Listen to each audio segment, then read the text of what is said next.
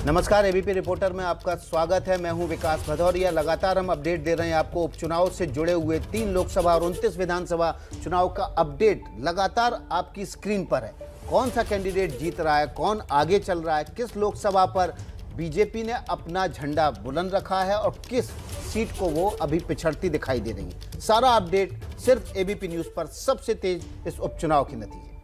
तो विधानसभा की 29 सीटें हैं जिस पर उपचुनाव और उसके नतीजे बस जैसे ही आएंगे सबसे पहले आप देखेंगे। और 3 लोकसभा की सीटें भी हैं। कहीं किसी की प्रतिष्ठा का सवाल है तो कहीं किसी की साख दांव पर लगी है। कहां कौन आगे कौन पीछे, इन तमाम बातों की जानकारी एबीपी न्यूज पर हम देंगे। साथ ही इन चुनावों का, इन नतीजों का विश्लेषण भी हम लगातार कर रहे हैं कि आखिर इनके मायने क्या हैं अगर यहां पर इस तरह के नतीजे सामने आते हैं तो। और कई खास मेहमान हमारे साथ जुड़ेंगे, लेकिन अभी हमारे साथ हिंदुस्तान के प्रधान संपादक शशि शेखर जी हमारे साथ जुड़ रहे हैं। बहुत स्वागत है सर आपका, गुड मॉर्निंग। शुरुआत में इसी खबर के साथ, इसी सवाल के साथ कर लेती हूं कि इन उपचुनावों को आप किस तरह से देख रहे हैं, आपका नजरिया क्या कहता है। बहुत सारे सवाल इसको लेकर उठ रहे हैं कि क्या होगा या क्या नहीं, लेकिन आपकी नजर में ये उपचुनाव और इसके नतीजे क्या कहते हैं। शिरीन, ये एक ऐसा समय है जब राजनीति को राजनीतिज्ञों ने बहुत संवेदनशील और बहुत ज़्यादा प्रचारित बना दिया है।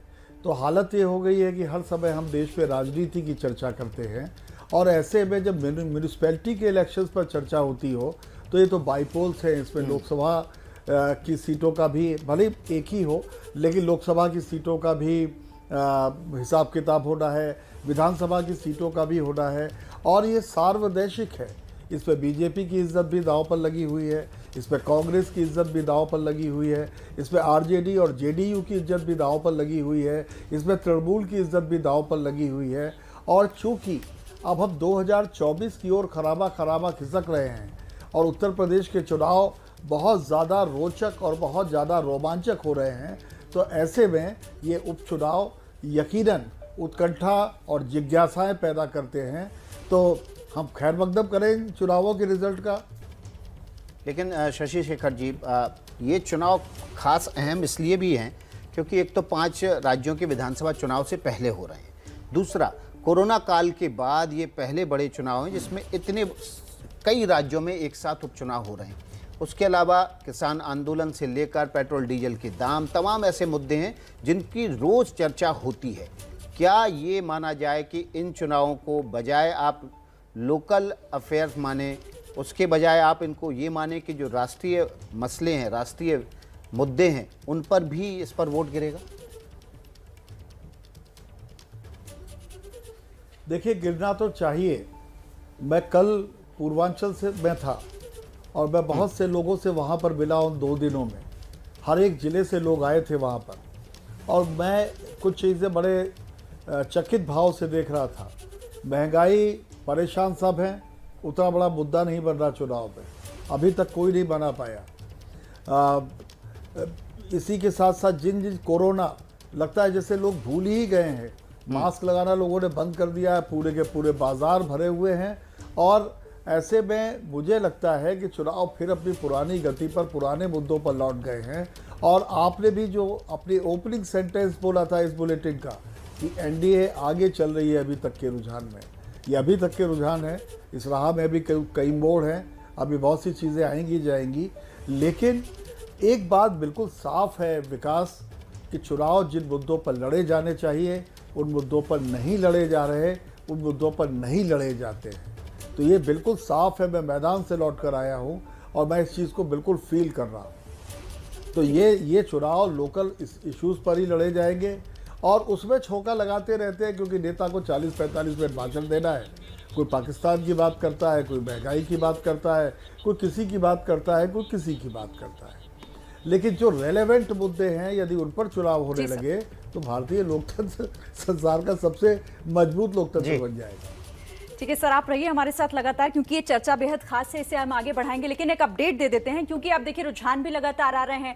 मध्य प्रदेश की अगर हम बात करें तो मध्य प्रदेश से खबर इस वक्त ये आ रही है कि यहाँ विधानसभा की 3 सीटों पर जो उपचुनाव हुए वहां पर बीजेपी आगे चल रही है, और एमपी और हिमाचल की लोकसभा सीटों पर भी बीजेपी आगे है। एमपी की 3 विधानसभा सीटों पर जहां उपचुनाव हुए बीजेपी के उम्मीदवार फिलहाल आगे चल रहे हैं। पश्चिम बंगाल का अपडेट यह है कि 4 विधानसभा सीटें हैं और इन 4 विधानसभा सीटों पर टीएमसी आगे चल रही है।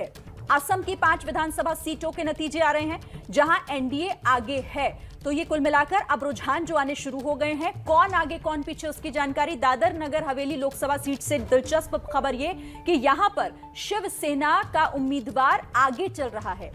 तो बड़ी खबर, बड़ी जानकारी फिलहाल यही, क्योंकि अब ये रुझान आने शुरू हो गए हैं। और मैं इन्हीं रुझानों पर शशि शेखर जी चाहूंगी आपका क्या प्रतिक्रिया है, क्योंकि आप कह रहे थे कि एनडीए आगे चल रही है। अभी ये रुझान सही, लेकिन एक अच्छी खबर एनडीए के लिए। और दादर नगर हवेली का भी मैं आपसे यहां पर जिक्र करना चाहूंगी, शिवसेना आगे है यहां से। देखिए शिरीन, आपका सवाल, मैं जो इससे पहले विकास के सवाल का जवाब दे रहा था, देखिए इससे 2 बातें तय हो गई। उपचुनावों में एक कहावत है आमतौर पर कि जो सत्ता में होता है उसकी बन आती है और आमतौर पर वही जीतता है। ये जरूरी नहीं है, लेकिन ऐसा कहावत है, ऐसा कहा जाता है। आप जरा ये देख लीजिए, जिन मुद्दों की हम बात कर रहे थे स्टूडियो में, वो तो सारे के सारे गौण हो गए, और जहाँ जहाँ जिसकी सत्ता है वही आगे चल रहा है। अब बात दादर नगर हवेली की।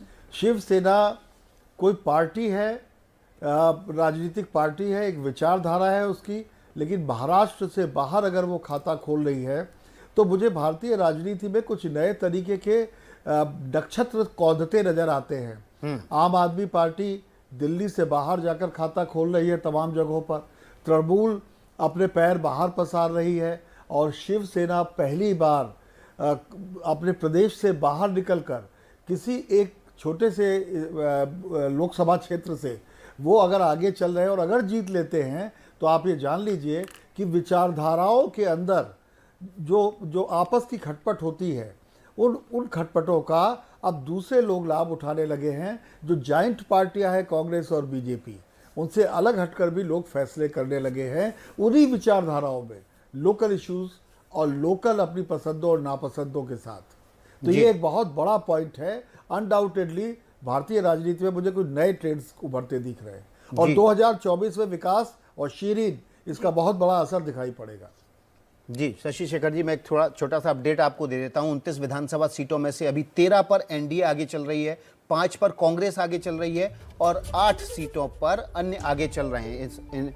इसके अलावा जो लोकसभा सीटों की बात करें तो 3 लोकसभा सीटों में से 2 पर एनडीए आगे बीजेपी आगे चल रही है और 1 पर शिवसेना आगे चल रही है। अभी छोटा सा ब्रेक ले रहे हैं, इस अपडेट के साथ वापस लौट के आएंगे। शशि शेखर जी से समझेंगे कि इन विधानसभा चुनाव में ऐसा क्यों दिख रहा है कि जिसकी जहां सरकार उसकी सत्ता फिर बरकरार। कुल मिलाकर जो विधानसभा उपचुनावों का अपडेट है उसमें 14 सीटों पर अभी तक एनडीए आगे चल रहा है, जबकि 3 लोकसभा में से 2 लोकसभा सीटों पर बीजेपी आगे चल रही है, 1 पर शिवसेना आगे चल रही है। तो इस अपडेट के साथ ही हम आपको बिहार का भी अपडेट दे देते हैं। बिहार की कुशेश्वर स्थान सीट से जेडीयू आगे चल रही है, जबकि बिहार की तारापुर सीट से आरजेडी आगे चल रही है। दोनों सीटें जेडीयू के पास थी, लेकिन अब तारापुर सीट से आरजेडी आगे हो गई है, कुशेश्वर स्थान सीट से जेडीयू आगे है।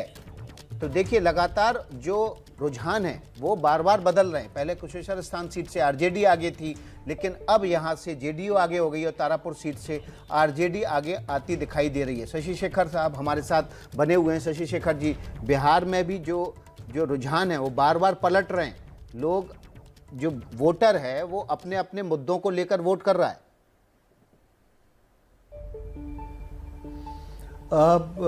विकास, बिहार पर ही मेरी भी सबसे ज़्यादा नज़र थी, क्योंकि बाकी जगह के रिजल्ट मुझे कुछ अंदाज था कि ऐसे ही आएंगे। बिहार में जो ये कांटे की टक्कर दिख रही है, ये कांटे की टक्कर इनफैक्ट वही टक्कर है जो इस समय पटना के अड़े मार्ग की पर कब्जे को लेकर लड़ी जा रही है। और जो सबसे आश्चर्यजनक बात है कि नीतीश कुमार, जो कि एक बहुत सीजन्ड लीडर हैं देश के और जिन्होंने लोकप्रियता का चरम छुआ था, उनके रहते हुए तेजस्वी यादव आज उनके या तो पैरेलल खड़े हो गए हैं और उनके प्रशंसक मानते हैं कि उनसे आगे चले गए हैं। तेजस्वी के पास तमाम तरह के बैगेज है। उनके पास एक प्रशासन के लंबे दौर का बैगेज है जिसमें उनकी हिस्सेदारी नहीं थी, वो बच्चे थे तब, लेकिन उनके ऊपर वो दबाव बहुत सारे हैं। नीतीश कुमार पर ऐसे कोई दबाव नहीं है, लेकिन चूंकि वो लंबे समय से सत्ता में है और लंबे समय से सत्ता में रहने की वजह से कुछ एंटी इनकम्बेंसी का बैगेज उनके ऊपर भी आता है। तो बिहार में एक बुरी तरह की बेचैनी और कुलबुलाहट है। उस बेचैनी और कुलबुलाहट पर जातियां हावी होंगी, इस तरह के समीकरण हावी होंगे, या बिहार वाकई बदलाव की कोई इबारत लिखने जा रहा है, इसके लिए हमें कुछ घंटे इंतजार जरूर करना चाहिए। विकास, अच्छा सर, एक छोटा सा सवाल, लालू यादव की एंट्री हुई है, चुनाव प्रचार उन्होंने भी किया, क्या इसका असर कोई पड़ता हुआ दिख रहा है?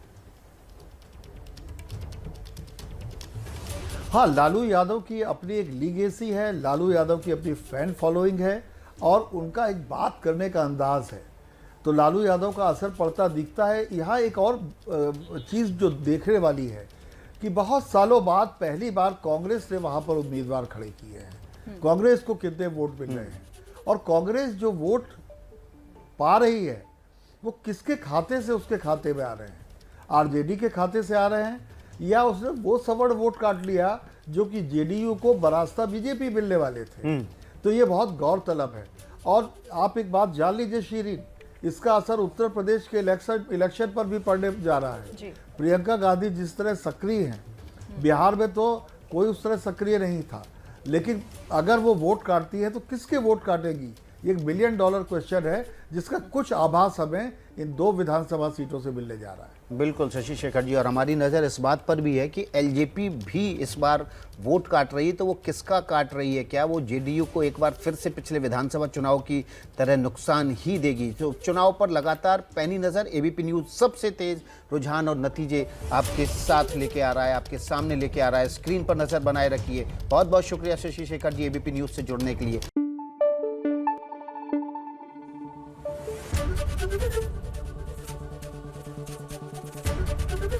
एबीपी न्यूज आपको रखे आगे।